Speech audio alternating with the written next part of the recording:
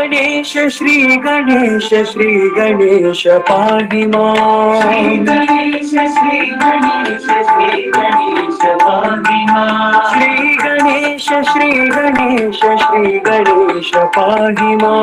श्री गणेश श्री गणेश श्री गणेश पाहि मां। जय गणेश जय गणेश जय गणेश रक्ष मां। जय गणेश जय गणेश जय गणेश रक्ष मां। जय गणेश जय गणेश जय गणेश रक्ष मां। जय गणेश जय गणेश जय गणेश रक्ष मां। श्री गणेश पाहि मां। जय गणेश रक्ष मां। श्री गणेश पाहि मां। जय गणेश रक्ष मां। श्री गणेश पाहि मां। जय गणेश रक्ष मां। श्री गणेश पाहि मां। जय गणेश रक्ष मां। जय गणेश जय गणेश जय गणेश रक्ष मां। जय गणेश जय गणेश जय गणेश रक्ष मां। जय गणेश जय गणेश जय गणेश रक्ष मां। जय गणेश जय गणेश जय गणेश रक्ष मां। श्री गणेश श्री गणेश श्री गणेश पाहि मां। श्री गणेश श्री गणेश श्री गणेश पाहि मां। जय गणेश जय गणेश जय गणेश रक्ष मां। जय गणेश जय गणेश जय गणेश रक्ष मां। श्री गणेश पाहि मां। जय गणेश रक्ष मां। श्री गणेश पाहि मां। जय गणेश रक्ष मां। जय गणेश जय गणेश जय गणेश रक्ष मां। जय गणेश जय गणेश जय गणेश रक्ष मां। जय गणेश जय गणेश जय गणेश रक्ष मां। जय गणेश जय गणेश जय गणेश रक्ष मां। श्री गणेश श्री गणेश पाहि मां।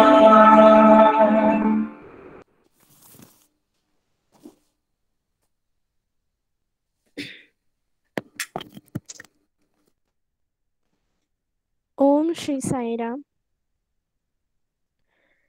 भगवान बाबा के पावन चरणों में मेरा शत कोटि नमन और आप सभी को मेरी प्रेम भरी जय साईं राम। सत्यम शिवम सुंदरम भाग 6 में हम दूसरा अध्याय का अध्ययन कर रहे हैं। इसमें आगे पढ़ेंगे। पिकनिक में अत्यंत निराला मध्याह्न के भोजन जो पैकेटों में परोसा गया था, यहाँ तक कि स्वामी को भी हंसी मजाक का दौर चला। इस आराम से लिए जाने वाले मध्याह्न के भोजन में स्वामी जी हर किसी को और ज़्यादा खाने के लिए कहते और परोसते जाते थे। उन्होंने भी हमेशा की तरह बहुत ही शीघ्र भोजन कर लिया था। बाद में स्वामी जंगली परिसर में टहलने को चले गए। एक जगह पर जाकर एक गिरे हुए पेड़ के तने पर जा बैठे, जो जरा ऊंचाई पर था। फिर वे सोते या धारा के छोर तक गए। इन्हें विद्यार्थियों को अपने कैमरों में कैद करने का अत्युत्तम अवसर प्राप्त हुआ, जो फोटो खींचने के लिए बहुत ही उत्सुक थे। ईश्वर की दैवीय दीप्ति को प्राकृतिक दृश्य और अधिक चमत्कृत कर रहे थे। ईश्वरीय अनुकंपा को प्राप्त कर रहे थे। ज्यों ही स्वामी मुस्कुराते हुए एक स्थान से दूसरे स्थान पर जाते, कैमरे के फ्लैश बल्ब कौंध उठते थे। कुछ लोग स्वामी के साथ अकेले फोटो खिंचवाने के लिए भी प्रार्थना करते थे। स्वामी फौरन स्वीकृति देकर छात्रों, अध्यापकों एवं बुजुर्गों के साथ वैयक्तिक एवं सामूहिक फोटोग्राफ खिंचवाते थे। सुंदर क्षणों को कैमरों में कैद कर लिया गया था, जो भविष्य में आने वाली पीढ़ियों तक सुरक्षित रखे जा सकते थे।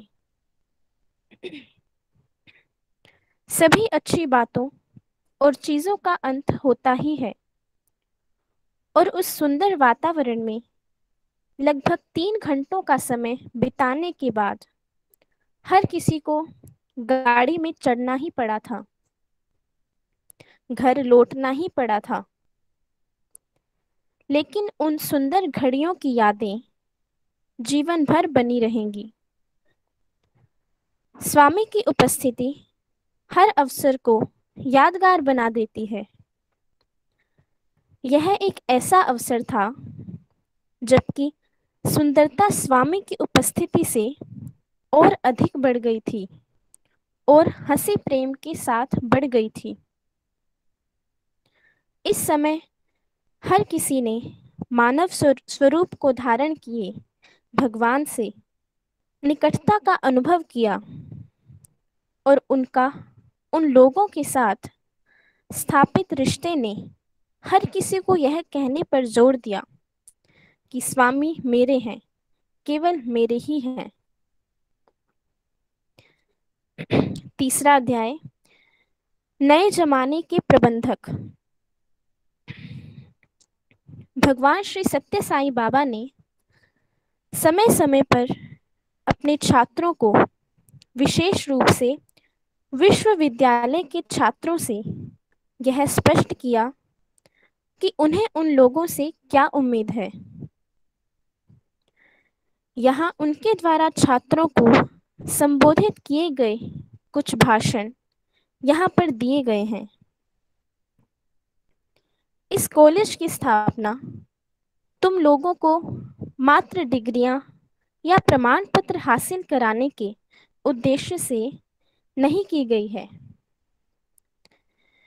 तुम्हें आत्मज्ञान और आत्मविश्वास प्रदान करना इसका प्रधान उद्देश्य है, जिससे तुम्हें आत्मत्याग और आत्मानुभूति करने में सहायता प्राप्त हो सके।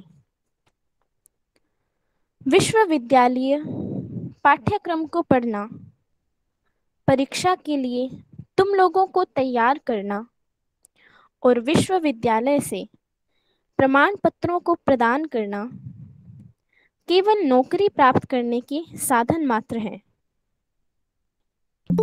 लेकिन जीवन के लक्ष्य जैसे आध्यात्मिक उन्नति, आत्मखोज, प्रेम और अनासक्ति से सामाजिक सेवा को करके जीवन सार्थक करना प्रधान उद्देश्य है।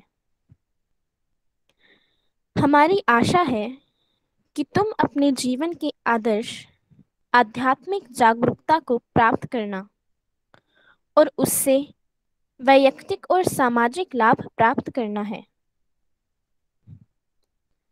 इस कॉलेज के छात्र होना तुम्हारा सौभाग्य है, और यहाँ के छात्र होकर भी अपने जीवन में उत्थान नहीं करते हो तो भले ही वह तुम्हारी असावधानी के कारण हो या अन्य किसी कारण से हो, उस नुकसान की भरपाई नहीं हो पाएगी।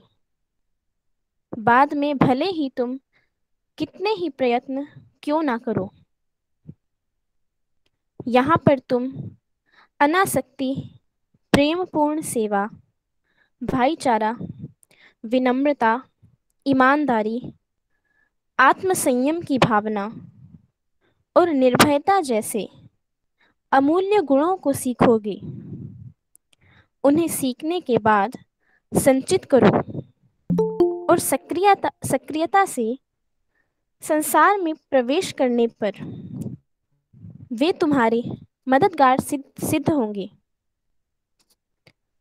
कॉलेज में छोटे सत्यों से, बड़े सत्यों से तुम्हारा सामना होता रहेगा,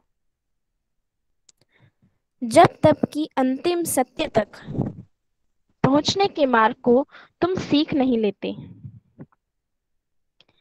मैं तुम लोगों पर ही पूर्ण रूपेण तुम्हारे अंदर बदलाव और तुम्हारे दृष्टिकोण में परिवर्तन और संसार में महान क्रांति के लिए आधारित हूँ। इस आंदोलन का नेतृत्व सत्य साई कॉलेज के छात्र करें, यही मेरी कामना है। यह कभी मत सोचना कि तुम यहाँ पढ़ने आए हो, इसलिए मैं और तुम एक दूसरे के संपर्क में आए हैं। पूर्व जन्मों के पुण्यों के फलस्वरूप मेरे द्वारा चलाए जाने वाले आंदोलनों को सफल बनाने के लिए हमारा संबंध बना है। मैं जिस उद्यम को चलाने के लिए आया हूँ, उसे तुम्हारे अध्यापक और तुम दोनों मिलकर पूरा करने का क्लिष्टतम कार्य हाथ में लोगे। यह स्पष्ट है कि भगवान अपने छात्रों को इस जमाने में अग्रदूत बनना देखना चाहते हैं। वे चाहते हैं कि उनके छात्र जीवन के हर क्षेत्र में परिवर्तन के नायक और एजेंट बने। वाणिज्य का क्षेत्र समाज रूपी शरीर का पेट है। पेट भोजन को ग्रहण करता है और शरीर के हर अवयव को उसको जितनी जरूरत है उतना भोजन के सार को पहुंचाता है। शरीर की ही तरह समाज के कल्याण के लिए वाणिज्य की भी अनिवार्य रूप से उपस्थिति आवश्यक है। नैतिकता से रहित वाणिज्य या लालच नामक वायरस से संक्रमित वाणिज्य समाज के लिए उपयोगी नहीं रह जाते हैं। सन 1986 में बाबा ने अपने छात्रों के द्वारा विरोधी प्रभाव वाले दवाइयों को इंजेक्ट करना शुरू कर दिया, जिसे इंस्पायर्ड कॉमर्स कहते हैं। इसे वाणिज्य के शरीर में पहुंचना शुरू कर दिया, जिससे इसको लगी बीमारी को दूर किया जा सके। 21 अगस्त 1986 को Shri Satya Sai institute of higher learning में MBA कोर्स के उद्घाटन के समय बाबा ने इस तरह कहा, संसार के हर राष्ट्र ने अपने यहाँ के इंस्टीट्यूट और इसके जीवन की शैली का, वहाँ की सांस्कृतिक परंपराओं का महत्व है। उसके मूल्यांकन की पद्धतियाँ और ऐतिहासिक परिस्थितियों का विकास किया है। ये इंस्टीट्यूट मूल्यांकन पद्धतियाँ दूसरे देशों में स्थापित नहीं की जा सकती है, जहाँ का इतिहास, संस्कृति और परिस्थितियाँ भिन्न हैं। यही बात मैनेजमेंट पैटर्न्स और प्रैक्टिस पर भी लागू होती है। एक देश के मैनेजमेंट प्रैक्टिस का दूसरे देश द्वारा अनुकरण किया जाना या नकल करना अर्थरहित है। कुछ बातें सभी वाणिज्य संगठनों में सामान्य हैं, चाहे कोई भी देश क्यों ना हो, जैसे कि accounts, material management, production procedure, statistics का मेंटेनेंस आदि। लेकिन बिजनेस एथिक्स के संदर्भ में और मानवीय संबंधों में हमें भारत में अपने पैटर्न्स चुनने होते हैं। हमारी संस्कृति, परंपराएं और परिस्थितियों को दृष्टि में रखते हुए साई इंस्टीट्यूट में हम सांस्कृतिक और नैतिक मूल्यों को अधिक प्रधानता देते हैं। इन मूल्यों में प्राथमिक महत्व भारतीय नैतिकता और मूल्यों को प्रदान किया गया है। कोर्स में Indian economic environment, personal management, organisational behaviour और बिजनेस कम्युनिकेशंस आदि विषय हैं। पर्सनल मैनेजमेंट पर बल अधिक दिया जाएगा। इसी प्रकार मानवीय मूल्यों पर भी बल दिया जाएगा, जो कि अन्य मैनेजमेंट इंस्टीट्यूट में अधिक प्राधान्य नहीं है।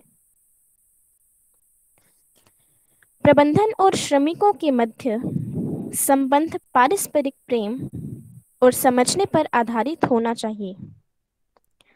यह संबंध माता और बच्चों के मध्य संबंध की तरह होना चाहिए। हर कार्य क्षेत्र में दिन की शुरुआत शांतपूर्ण प्रार्थना से होनी चाहिए, जिसमें प्रबंधन और श्रमिक दोनों को शामिल होना चाहिए। इससे कार्य क्षेत्र में आपसी सौहार्द बना रहेगा। भारत की अमूल्य विरासत के बावजूद इस देश में ऐसे अनेक लोग हैं जो इस प्रकार बर्ताव करते हैं मानो वे दीपक के तले घोर अंधकार में हैं और दूर तक जाने वाले इसके प्रकाश के बारे में अनभिज्ञ हैं। दिखावा और फैशन की चीजों के प्रति मोह के कारण ही हमारे देश की शोचनीय दुर्दशा हुई है। इसलिए मैनेजमेंट के क्षेत्र में हमें भारतीय संस्कृति और मूल्यों को समुचित आदर प्रदान करना चाहिए। धनोपार्जन को ही जीवन का लक्ष्य समझना ही लोगों को लालची बना दे रहा है। हमें उस प्रकार की मैनेजमेंट की आवश्यकता नहीं है। हमें मैन मैनेजमेंट की आवश्यकता है। मनुष्य का मनसा वाचा कर्मणा पवित्र होना चाहिए। यही सर्वोच्च गुण है। आज हमें एकता के भाव से युक्त प्रबंधक और नेताओं का होना चाहिए। अतः मैनेजमेंट इंस्टीट्यूट्स को उस प्रकार के नेताओं को पैदा करना चाहिए। उनके पाठ्यक्रम भारतीय संस्कृति एवं मूल्यों से जुड़े होने चाहिए। सारे संसार में अगणित इंस्टीट्यूट हैं। वे बिजनेस मैनेजमेंट में मास्टर डिग्री प्रदान करते हैं। हमारे इंस्टीट्यूट में master in man management MMM को तैयार करना है। हमारे छात्रों को विशाल दृष्टिकोण अपनाना चाहिए और समाज की सेवा समर्पित भाव से करने के लिए उन्हें तैयार करना चाहिए। उन्हें नैतिकता में आदर्श प्रस्तुत करना चाहिए और देश के विकास के लिए योगदान देना चाहिए। उनका कार्य आदर्श प्राय होना चाहिए। भगवान बाबा के अनुसार आत्म प्रबंधन या learning to manage oneself masters in man management का आधारभूत पाठ्यक्रम है। व्यक्ति दूसरों का प्रबंधन तभी कर सकता है जब वह आत्म प्रबंधन करने योग्य हो जाता है। अपना प्रबंधन करने के लिए व्यक्ति को अपने मस्तिष्क और इंद्रियों को नियंत्रण में रखना चाहिए। तभी व्यक्ति मनसा वाचा कर्मणा एकत्व के भाव को रख सकता है या इनमें समन्वय कर सकता है, जो एक नेता के लिए या मैनेजर के लिए आवश्यक है। वही भारतीय आचार और मूल्यों के अनुसार प्रबंधन का आधारभूत सिद्धांत है, जो भारतीय संस्कृति से उद्भूत है। और जिसका आधार आध्यात्मिकता है। वैयक्तिक और सामाजिक जीवन में नैतिकता आध्यात्मिक जीवन का स्वाभाविक परिणाम है। दरअसल आध्यात्मिकता और नैतिकता सभी धर्मों एवं संस्कृति का सार है। हम आध्यात्मिक और नैतिकता को बिजनेस में कैसे समाहित कर सकते हैं? यहाँ तक कि उन बिजनेसमैन में जो आध्यात्मिकता और नैतिकता में विश्वास करते हैं, उनमें से कईयों को यह संदेह रहता है कि क्या इनका बिजनेस में स्थान रह सकता है। उनका कहना है कि बिजनेस और आध्यात्मिकता दो विभिन्न चीजें हैं। फिर ऐसे में ये दोनों कैसे पास आ सकती हैं? बिजनेस में अत्यधिक होड़ लगी रहती है।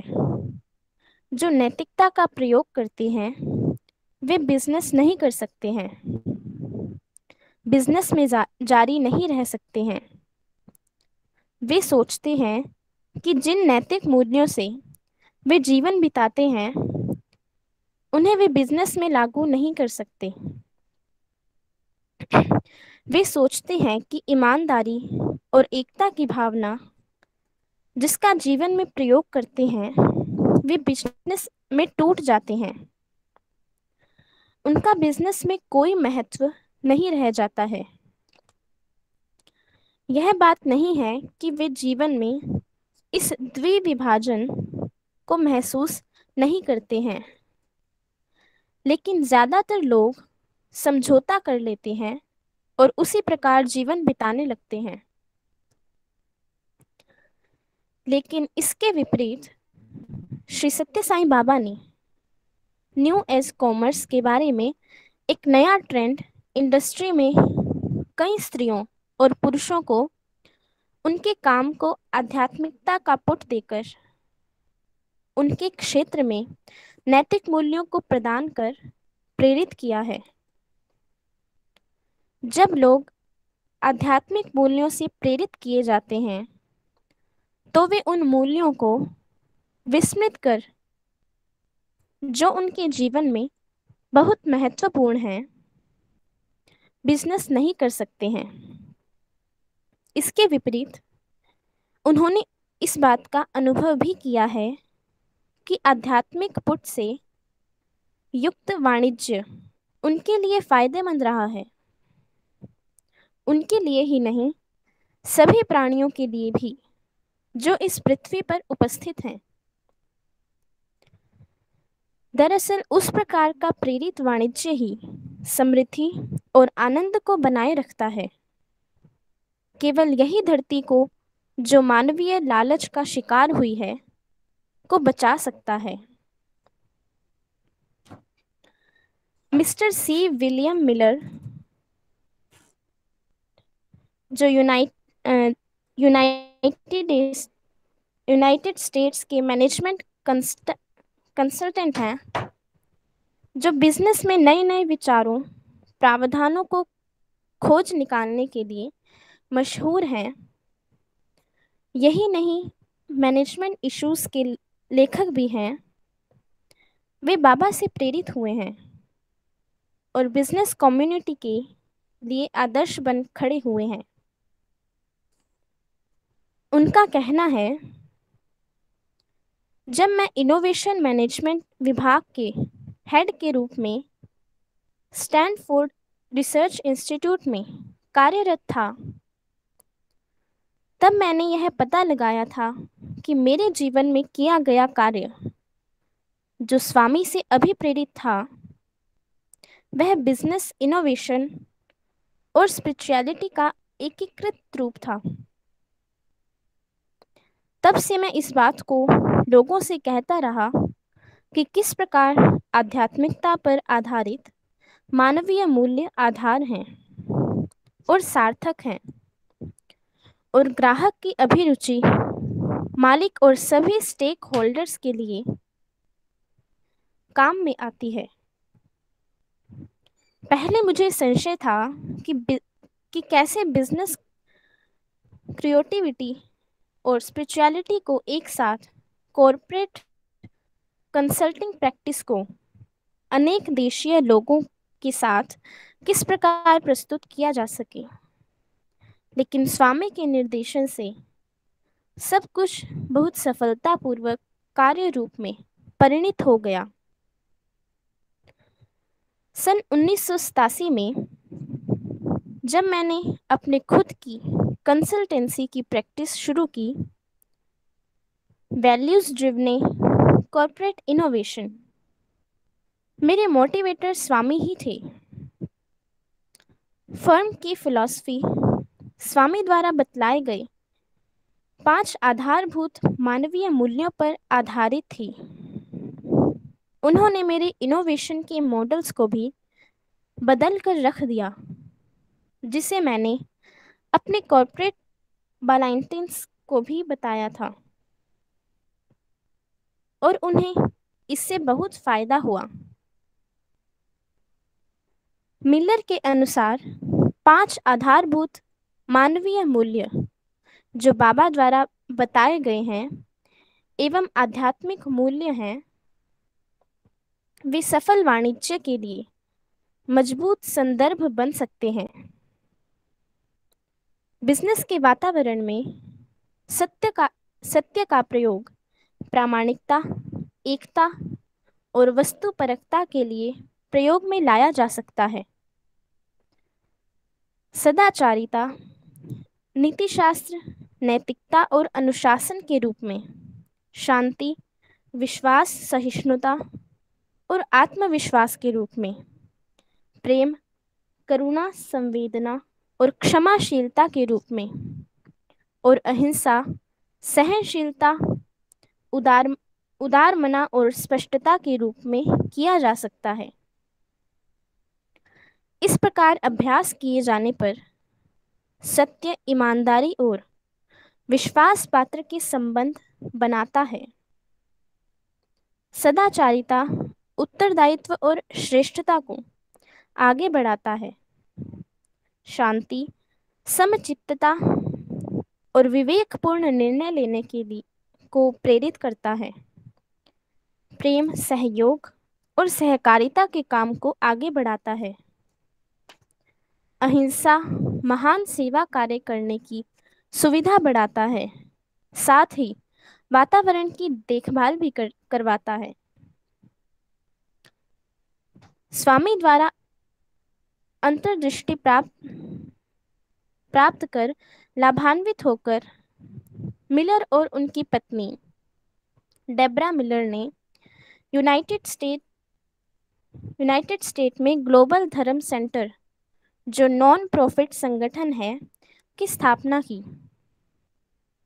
इसने महत्वपूर्ण प्रोजेक्ट्स कार्य और नेतृत्व की प्रकृति और अभ्यास पर स्पॉन्सर किया है, जो in accordance with over inherited spiritual nature है। वरिष्ठ मैनेजमेंट पर्सनल के मीटिंग में जो नोएडा के लब्ध प्रतिष्ठित इंफॉर्मेशन टेक्नोलॉजी मल्टीनेशनल कंपनी में किया गया था। कार्यरत एक नौकरीरत अधिकारी जिसको सम्मान का प्रबंध किया, जो मानव संसाधन के डायरेक्टर ऑपरेशन थे, ने कहा, मैं नहीं जानता हूं कि क्या कारण है कि सत्य साई इंस्टीट्यूट के विद्यार्थी इतने अनोखे और पूर्ण रूप से पृथक दिखाई देते हैं। मुझे अपने कॉर्पोरेट जीवन में कई प्रोफेशनल से सामना हुआ है, लेकिन इन लड़कों की तरह स्टर्लिंग कैरेक्टर वाले लोगों को मैंने देखा ही नहीं है। मेरे जैसे माता पिता अपने बच्चों के बारे में एक निश्चित दृश्य बना लेते हैं। वह सुख सुविधापूर्ण जीवन, सफलता और धन उन्हें प्राप्त हो। सुविधापूर्ण जीवन से तात्पर्य भोजन करने को तैयार, आर्ट इंफॉर्मेशन टेक्नोलॉजी की स्थिति और किसी विकसित विकसित देश की नागरिकता को हासिल करना है। सफलता शैक्षिक क्षेत्र में रैंक और तमगे प्राप्त करना, फिर अच्छी आमदनी वाली नौकरी को प्राप्त करना है जिसमें कई कैरियर ऑप्शंस भी हों। लेकिन यहाँ के विद्यार्थियों को देखने के बाद मेरे मन में आया है कि मैं एक ऐसी गौरवमंडित माँ बनूं जिनका बेटा यहाँ के लड़कों की तरह चरित्रवान हो। उनका जीवन के प्रति दृष्टिकोण ही पूर्ण रूपेण परिवर्तित हो गया सत्य साई इंस्टीट्यूट के विद्यार्थियों को देखने के बाद। इस प्रश्न का श्री इस प्रश्न का सत्य साई इंस्टीट्यूट के विद्यार्थी क्यों इतने निराले होते हैं और पूर्ण रूप से अलग दिखते हैं, एक विदेशी प्रोफेसर से उत्तर मिलेगा जिन्हें एमबीए की एक कक्षा को पढ़ाने का अवसर प्राप्त हुआ था। उन्होंने कहा, मुझे स्वामी और विद्यार्थियों के मध्य स्थित पवित्र प्रेम का निरीक्षण करने का अवसर प्राप्त हुआ। प्रशांति निलयम में जो कुछ होता है वह इस पवित्र प्रेम के कारण ही होता है और यही इंस्टीट्यूट की एकाडमी संबंधित पद्धति का मुख्य चालक है। इस यूनिवर्सिटी के कुलपति साईं बाबा का स्वार्थ रहित प्रेम लोगों के बंजर हृदय में भी प्रेम से सींचकर फूल खिला देने का सामर्थ्य रखता है। यह समय से बंधित नहीं है, यह समस्त सृष्टि को अपनी परिधि में ले लेता है। यह परमानंद की अनुभूति है। प्रशांति निलयम में बाबा के दर्शन के समय जो घटना घटी उससे भगवान बाबा और उनके विद्यार्थियों के मध्य स्थित संबंध के बारे में प्रकाश डालता है। विद्यार्थियों ने अपने स्वामी के लिए एक बहुत सुंदर ग्रीटिंग कार्ड को तैयार किया था। उन्होंने उसे अपने हाथ में लेकर उनके लिए लिखे गए संदेश को उन्होंने पढ़ा। इस संसार में यदि हम कुछ चाहते हैं तो वह आपका प्यार ही है। हम सदा ही आपके हैं, हम आपके बच्चे हैं। तब बाबा ने उनसे पूछा, तुम लोग मुझसे प्यार करते हो या मुझे चाहते हो? तब फौरन विद्यार्थियों ने कहा, बाबा, हम आपसे हृदयपूर्वक हर सांस से प्यार करते हैं। अश्रु छलकते आंखों से बाबा ने कहा, तुम मेरे हो और मैं तुम लोगों का हूं। फिर हंसते हुए कहा, सदा के लिए। यह उनके प्रेम में स्थित शक्ति ही है जो उनके विद्यार्थियों स्त्री एवं पुरुषों को योग्य एवं श्रेष्ठ जन बनाता है। इंस्टीट्यूट में मैनेजमेंट प्रोग्राम की कहानी इसी प्रकार के एक प्रेम का दृष्टांत है। तत्कालीन उपकुलपति श्री डॉक्टर एस.एन. शर्राफ ने सन 1985 में बाबा ने एक नया कोर्स आरंभ करने का निर्णय बतलाया था। यह उनके मिशन के एक और पहलू का आरंभ था। फौरन सरकार से आवश्यक अनुमति को प्राप्त करने के लिए निवेदन किया गया और पाठ्यक्रम के बारे में सलाह मशवरे होने लगे। भगवान ने प्रोफेसर नंजुंडैया को, जो कॉमर्स के प्रोफेसर और कंट्रोलर ऑफ एग्जामिनेशंस थे को administrative staff college of India जो हैदराबाद में है, श्री प्रोफेसर घरनी सिन्हा जो प्रिंसिपल थे, उनसे पाठ्यक्रम निश्चित करने में सहायता प्रदान करने हेतु निवेदन करने के लिए भेजा। उसी समय भगवान प्रशांति निलयम से वृंदावन को चले गए। जाने के पहले उन्होंने चिरंजीवी राव को, जो आश्रम के क्रियाकलापों को कार्य रूप देने में प्रमुख थे, को आवश्यक हिदायतें प्रदान की। नंजुंडैया के लिए बस स्टैंड पर प्रतीक्षा कीजिए, वे हैदराबाद से आने वाले हैं। फिर उनके वहां आते ही वृंदावन जाने वाली बस में चढ़ा दीजिएगा। इस प्रकार की उनकी कार्य करने की पद्धति थी, जिसे नए पाठ्यक्रम को सुनिश्चित करने का समय किया था। जो ही नंजुंडैया वृंदावन पहुंचे, भगवान के सामने जा उपस्थित हुए। उन्हें प्रश्नों की बौछार का सामना करना पड़ा। जो पाठ्यक्रम के बारे में सिन्हा जी से भेंट के दौरान परिणाम निकला, उससे संबंधित था। कालांतर में प्रोग्राम के स्वरूप का ड्राफ्ट बनाया गया। विशेषज्ञ कमेटी के साथ चर्चा के लिए आधार बनाया, जिसे भारत सरकार के मैनेजमेंट स्टडीज के ऑल इंडिया बोर्ड ने सेट किया था। इस कमेटी ने जनवरी के सन 1986 में सत्य साई इंस्टीट्यूट का दौरा किया था। सरकार को सौंपी गई रिपोर्ट में कमेटी ने जो गौर किया उसके बारे में लिखा।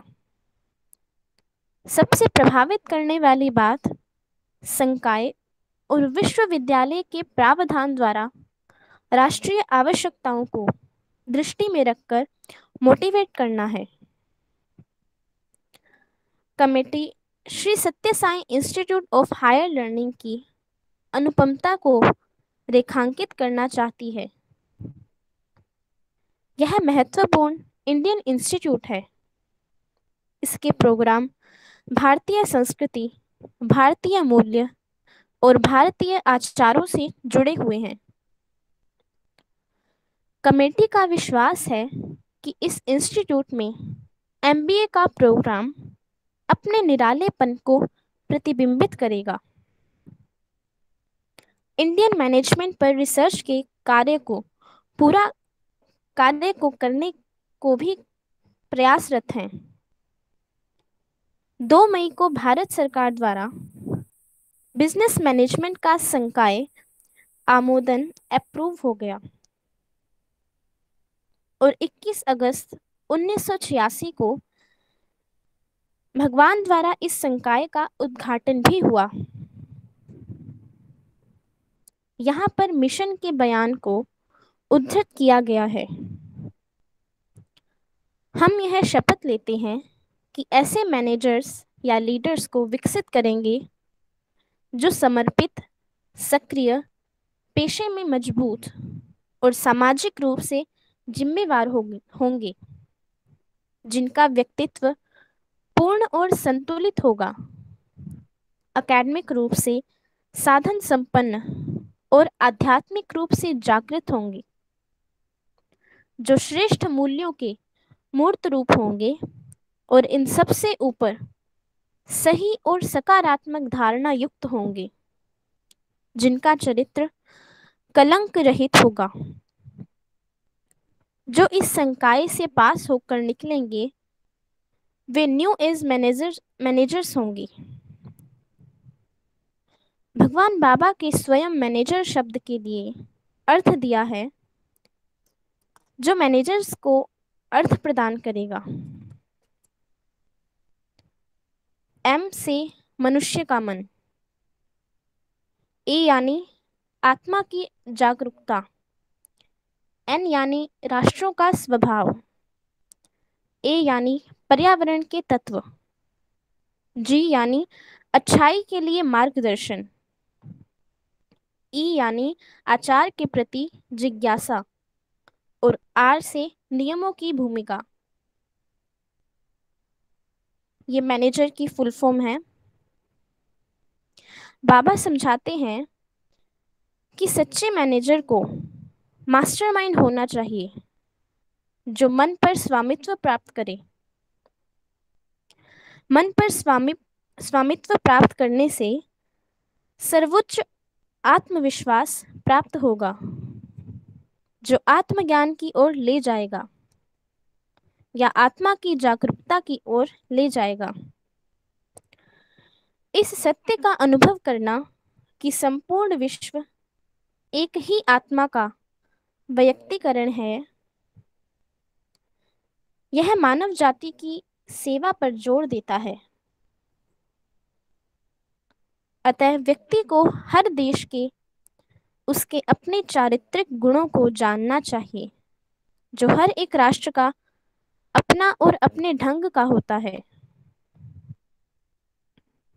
अतः एक बात जो एक देश में लागू होती है वह दूसरे देश में भी लागू हो, यह कोई जरूरी नहीं है। एक योग्य मैनेजर बनने के लिए व्यक्ति को हर किसी के शारीरिक, सामाजिक, आर्थिक एवं राजनीतिक वातावरण को जानना आवश्यक है। एक अच्छे मैनेजर को चाहिए कि वह अपनी आत्मा के आदेशानुसार चले और उसका पालन करे। उसे अपने सभी क्रियाकलापों में अपनी आत्मा के मार्गदर्शन को प्रतिबिंबित करना चाहिए। संस्कृत के आचार युग की परंपरा व्यक्ति की धारणा उसके कार्यों एवं व्यवहार में दृष्टिगत होनी चाहिए। एक अच्छे मैनेजर को अपने संप्रदाय के बारे में पूर्ण ज्ञान रखना चाहिए जिसका कि वह सदस्य है।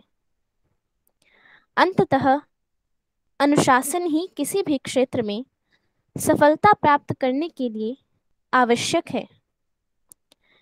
यही नहीं, नियमों के प्रति प्रतिबद्धता भी होनी आवश्यक है।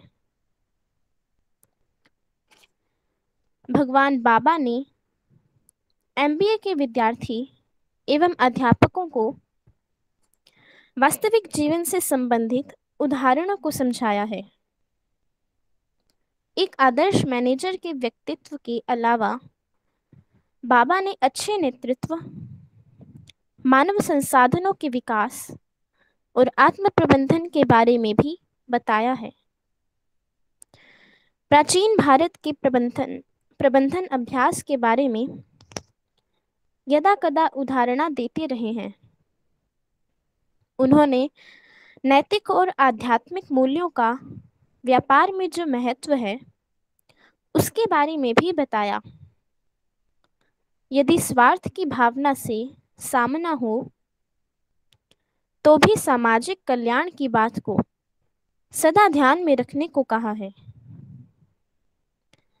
बाबा ने एक बार यह भी बताया कि प्रार्थना का महत्व जीवन के हर क्षेत्र में होता है, यहाँ तक कि वाणिज्य भी अछूता नहीं रह गया है। उन्होंने बिजनेस मैनेजमेंट से संबंधित किसी भी मुद्दे को नहीं छोड़ा है। उनकी बातचीत में क्वालिटी मैनेजमेंट यानी गुणवत्ता प्रबंधन, क्रिएटिव मैनेजमेंट, सृजनात्मक प्रबंधन, एक्टिविटी बेस्ड कॉस्टिंग और री इंजीनियरिंग, इन सभी का उल्लेख हुआ है।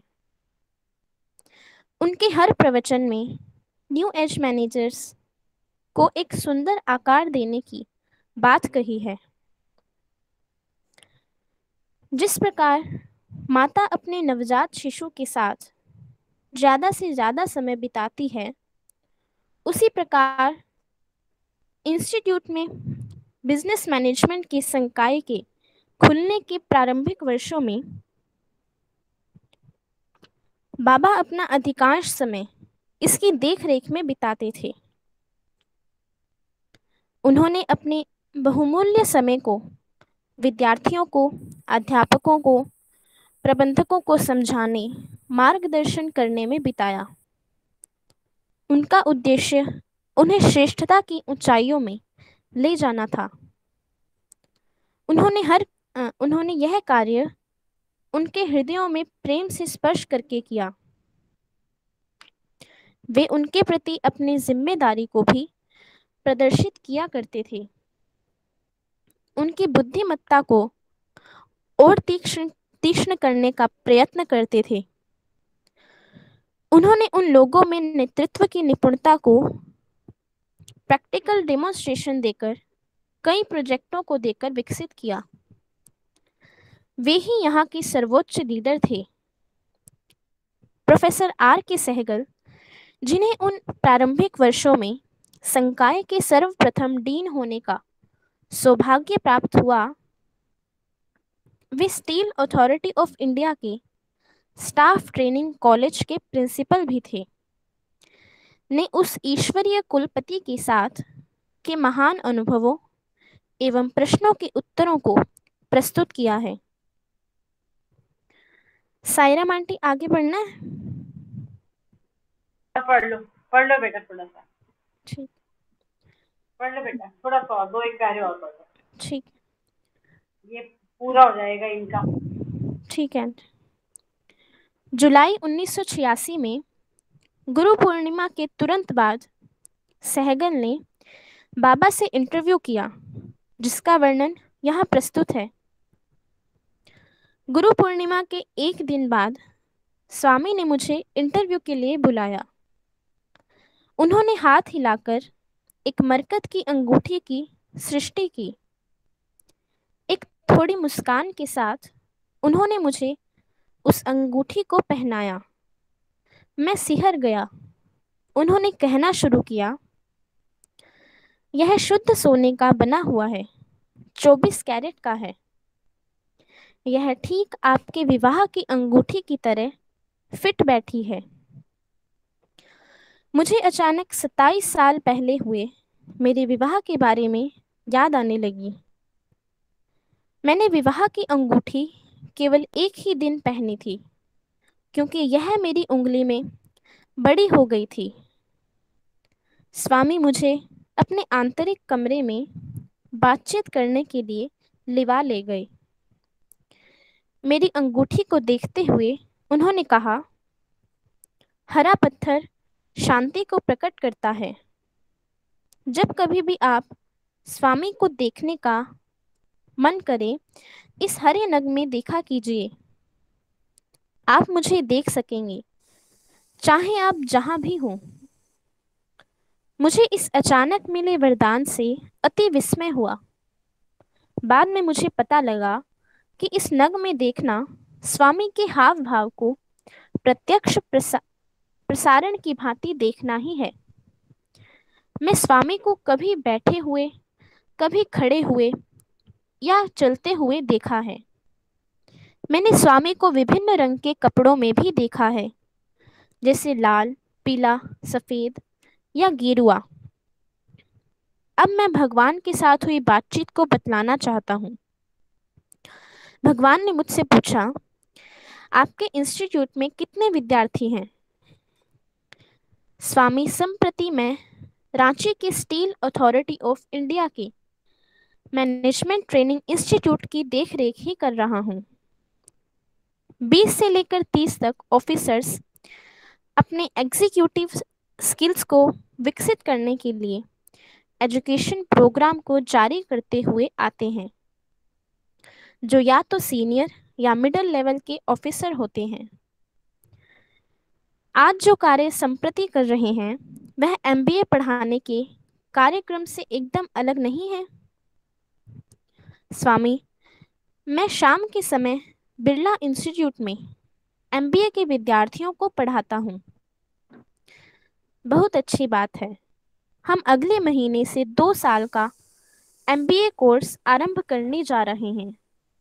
क्या आप यहाँ आकर हमारे विद्यार्थियों को पढ़ाने का कष्ट करेंगे?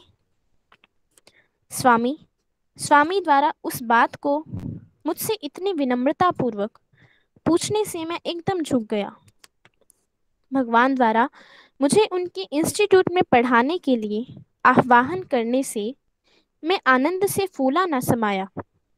मैंने हर्ष से कहा, अवश्य स्वामी, मैं अवश्य पढ़ाऊंगा। स्वामी बहुत प्रसन्न थे।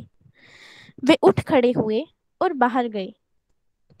उन्होंने डॉक्टर सर्राफ को बुलाया, जो उपकुलपति थे। यह आत्मनिर्भर होने का पाठ पाठ मेरे लिए था। मैंने बाबा द्वारा उपकुलपति को मुझे स्टील अथॉरिटी ऑफ इंडिया से यहाँ डेप्यूटेशन पर बुलाने का प्रबंध कराने को कहने के पहले मैंने बाबा को पाद नमस्कार किया। वे हमारी ओर मुड़े और उन्होंने कहा, अगले महीने की शुरुआत में ही यहाँ आ जाइए और कार्य संभाल लीजिए।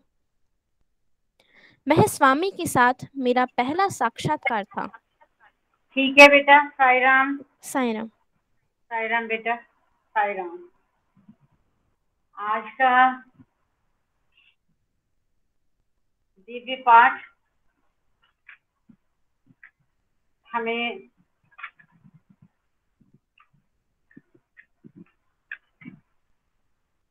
ले चला डिपार्टमेंट ऑफ मैनेजमेंट में, जो एक आधुनिक विषय है।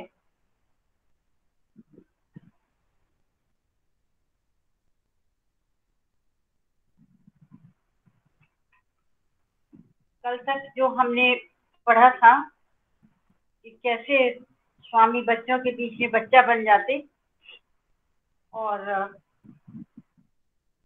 पार्सल गेम इत्यादि खेल रहे थे, पासिंग द पार्सल। और स्वामी के हाथ में भी एक पार्सल आ गया था, जो वो हंस रहे थे बहुत। ये तो चलो हो गया। इसमें थोड़ा सा वर्णन और भी है कि स्वामी कैसे जंगली परिसर में टहलने को चले गए और एक कैसे सुंदर दृश्य जो बच्चों ने कैमरे में ले लिया कि एक जगह पर जाकर एक गिरे हुए पेड़ के तने पर जा बैठे, और जो जरा ऊंचाई पर था, फिर भी वे सोते या धारा के छोर तक गए। फिर भी वे सोते मतलब जो झरना स्रोत, सोते या धारा के छोर तक गए। इन्हें विद्यार्थियों को अपने कैमरे में कैद करने का अत्युत्तम अवसर प्राप्त हुआ। जो फोटो खींचने के लिए बहुत ही उत्सुक था, एप्रोप्रिएट था। ईश्वर की दैवीय दीप्ति को प्राकृतिक दृश्य और अधिक चमत्कृत कर रहे थे, ईश्वरीय अनुकंपा को प्राप्त कर रहे थे। इस तरह से ये वर्णन है। उसके बाद ये नया चैप्टर जो शुरू हुआ, इस नए चैप्टर में नए जमाने के प्रबंधक इस चैप्टर का नाम है। मैं इसको थोड़ा सा समाप्त करती हूँ। कल तो क्लास नहीं होगी, लेकिन अगली बार हम इसको पूरा पढ़ के समाप्त करेंगे। ये सारा चैप्टर मैनेजमेंट के बारे में है, बिजनेस मैनेजमेंट के बारे में है, बिजनेस लॉ के बारे में है, और ये आज का ही विषय है। अगर आज हम बिजनेस के हाल देखें, नियमों को देखें, तो हमें नहीं मालूम होता कि बिजनेसमैन का यूं तो धर्म है कि कितने परसेंट उसको प्रॉफिट लेना है, लेकिन हमें नहीं मालूम होता कि वो 100% से 200% भी अगर हमसे प्रॉफिट ले लेता है, हमारे पास इसका कोई आधार नहीं है और हम उस वस्तु को चुपचाप खरीद लेते हैं। तो बिजनेस में कहीं कोई आध्यात्मिकता का स्थान नहीं, कोई किसी तरह से कोई नियम नहीं, इत्यादि इत्यादि।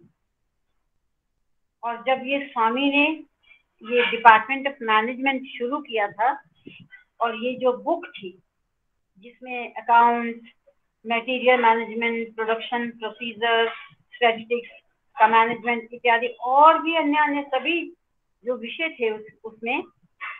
तो ये बुक, ये जो स्वामी की जो गाइडेंस में जो बुक तैयार हुई थी उस समय डिपार्टमेंट ऑफ मैनेजमेंट जो पुट्टपर्ती में खुला, तो मुझे तो अपने यूनिवर्सिटी का मालूम है कि हमारे डिपार्टमेंट में भी इस पुस्तक को सिलेबस में रखा गया था।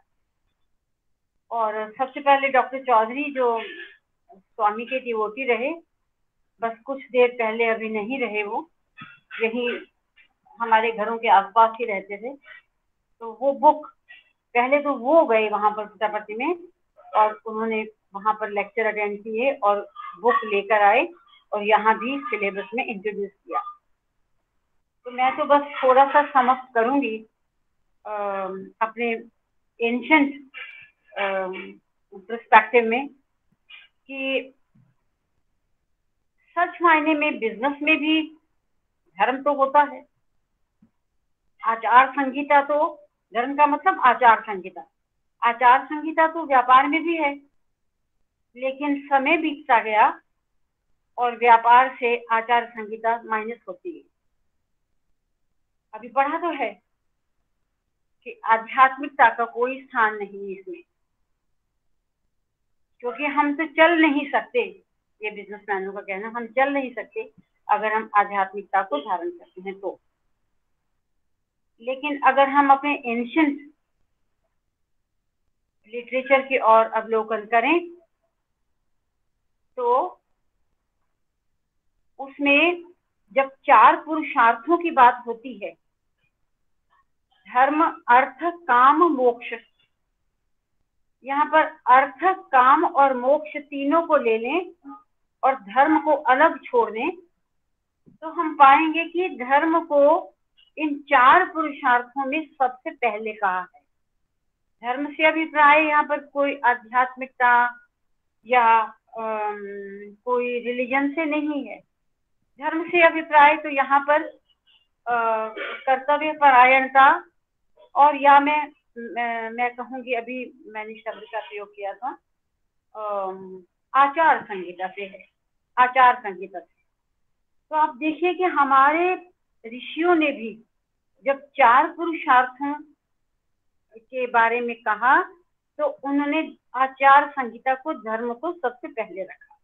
और जो दूसरा ही पुरुषार्थ है धर्म अर्थ। अब संसार में रहते हुए इन शरीर की, परिवारों की जिम्मेवारियां होती हैं, उसके लिए धन तो चाहिए ही होता है। धन के बिना तो वो जिम्मेवारियां पूरी नहीं हो सकती। लेकिन और उस धन को अर्जन कैसे करना है, कैसे कमाना है, उस समय के एंशिएंट काल में हमारे बड़े लिमिटेड मीन्स थे। उसमें भी कहा गया कृषि, हमारा देश कृषि प्रधान है, कृषि, व्यापार और सरकारी सेवा, ये 3 प्रकार के हमारे सोर्स ऑफ इनकम आते हैं कि जिनके द्वारा हम पैसा अर्न कर सकते हैं। कृषि, व्यापार और सरकारी सेवा। कृषि तो कृषि है, सरकारी सेवा जो राजा के सानिध्य में जो नौकरियां इत्यादि होती थी वही था सरकारी,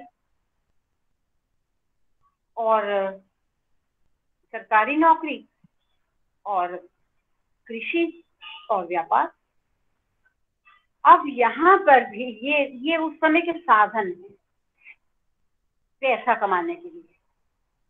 अब पैसा कमाना है क्योंकि हमारे ऋषियों ने स्पष्ट किया, परिवार की जरूरतें हैं, बच्चों की आवश्यकताएं हैं, इत्यादि इत्यादि।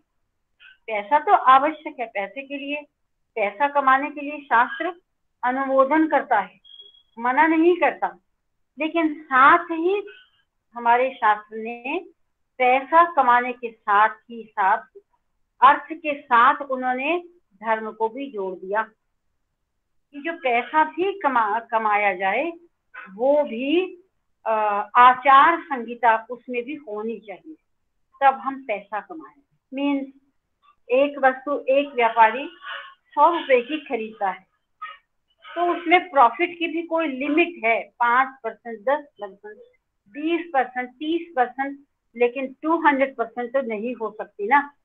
लेकिन आज शायद व्यापार की यही हालत, कितने भी परसेंट वो हमसे प्रॉफिट लिया जाता है और हमारे पास इसका कोई आधार नहीं होता, और इतना देने के बाद भी हमारे पास कोई आधार नहीं होता कि जो वस्तु हम 200 या 100% प्रॉफिट देकर ले रहे हैं वो ठीक भी है या नहीं है।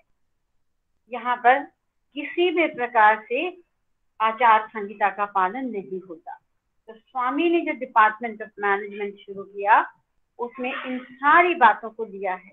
इसलिए हम दोबारा से इस एक एक शब्द को दोबारा पढ़ते हुए समझते हुए इसको हम आगे बढ़ेंगे, और मैं चाहूंगी कि मैनेजमेंट के विद्यार्थी अगर इसको पढ़ते हैं और अगर इसको सुनते हैं तो उनके लिए ये एक नई दिशा होगी, क्योंकि आचार संहिता का पालन करते हुए भी व्यापारी प्रॉफिट में ही रहेगा, व्यापारी को किसी तरह से कोई नुकसान नहीं होगा। लेकिन ये आज की भौतिकवादी संस्कृति है कि जिसके रहते व्यापार में नैतिकता को एक तरफ दरकिनार कर दिया गया, और इसीलिए आज हमें किसी व्यापारी पर कोई विश्वास नहीं होता कि ये वस्तु हमारे लिए ठीक है या गलत है। होते होते हमारा भारत का मैनेजमेंट तो यहाँ तक पहुंचा है कि हमारे खाने पीने की चीजें जो अत्यावश्यक होती हैं, जो इंसान की हेल्थ के साथ जुड़ी हुई है, वहां भी हमें किसी तरह से कोई ऐसा निश्चयात्मक प्रामाणिकता नहीं होती कि ये वस्तुएं ठीक है।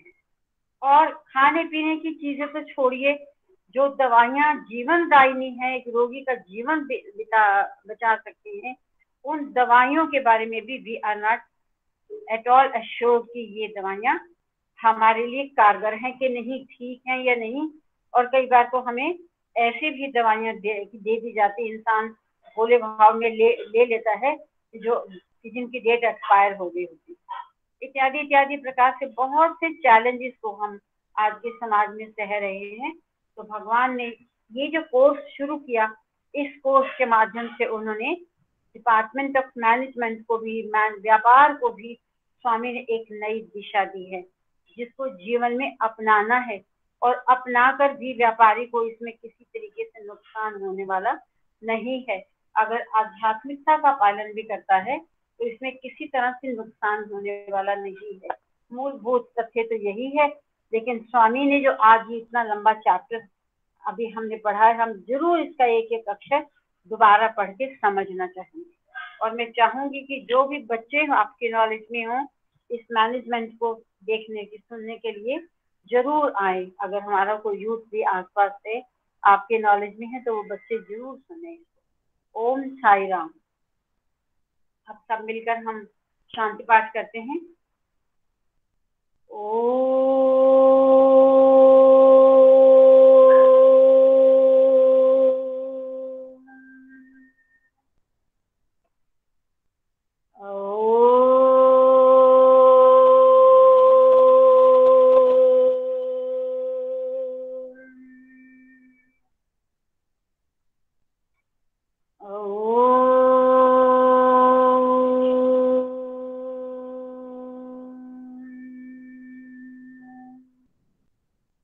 शांति शांति शांति।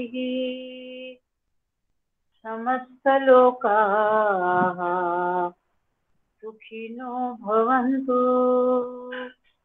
समस्त लोकाः सुखिनो भवन्तु। समस्त लोकाः सुखिनो भवन्तु। ओम शांति शांति शांति। जय बोलो भगवान श्री सत्य साई बाबा जी की जय। ओम शांति। आप सबको सादर सप्रेम साई राम। साई राम, साई राम। दीदी साई राम। संतोष दीदी, आपने हैंड था, अब आपको कुछ कहना है? संतोष दीदी चली गई है।